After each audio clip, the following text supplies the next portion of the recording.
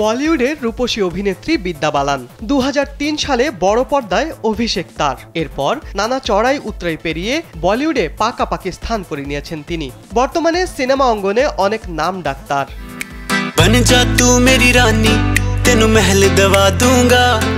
ক্যারিয়ারে casting couch থেকে শুরু করে বডি শেমিং এর শিকার হতে হয়েছে বিদ্যা বালানকে। তার স্বাস্থ্য ভালো হওয়ায় শরীর নিয়ে কটু কথা হজম করতে হয়েছে অনেক। এ বিষয়ে অনেকবারই কথা বলেছেন অভিনেত্রী। ভারতীয় গণমাধ্যম বোম্বে টাইমসের খবরে জানা যায়, কদিন আগে বেঙ্গালুরুতে একটি অনুষ্ঠানে গিয়ে আবারও এ বিষয়ে কথা বলেছেন বিদ্যা।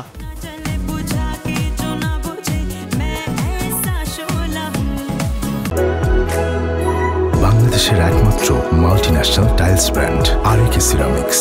অভিনেত্রী বলেন, শরীর নিয়ে সবসময়ই আমার সমস্যা ছিল। আমি মোটা মেয়ে হিসেবে বেড়ে উঠেছি, তবে ডার্টি পিকচার আমাকে ভাবিয়েছে যে নিজেকে বুঝতে শরীরের আকৃতির কোনো সম্পর্ক নেই। আমি মনে করি এটি আমাকে মুক্তি দিয়েছে। অভিনেত্রী হিসেবে এটি কেবল আমার ভাবমূর্তি বদলে দেয়নি, বরং আমাকে বুঝতে শিখিয়েছে যে এই শরীর আমাকে বাঁচিয়ে রেখেছে।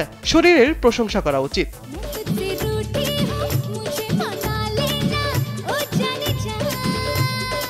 শারীরিক অসুস্থতার কারণে ওজন বাড়ার পরও মানুষের কটাক্ষের শিকার হয়েছেন বিদ্যা। সম্প্রতি ওজন কমিয়ে ফিট হয়েছেন অভিনেত্রী। বাড়তি ওজন ও কটাক্ষ নিয়ে এর আগে এক সাক্ষাৎকারে তিনি বলেছিলেন, ভারতে একটি চল রয়েছে, কারো সঙ্গে দীর্ঘদিন পর দেখা হলে প্রথমেই চেহারা নিয়ে মন্তব্য করে। তারা বলে, আরে কত মোটা হয়ে গিয়েছো, অথবা কত রোগা হয়ে গিয়েছো। Where our textiles and weaves represent the diversity of our glorious nation. আরেকটি সাক্ষাৎকারে বিদ্যা বলেছিলেন, আমার শরীর আমি ভালোবাসি। এ বিষয়ে কে কি বলল তাতে আমার কিছু আসে যায় না। যে কোনো বিষয়ে এক একজনের এক এক মত থাকতেই পারে।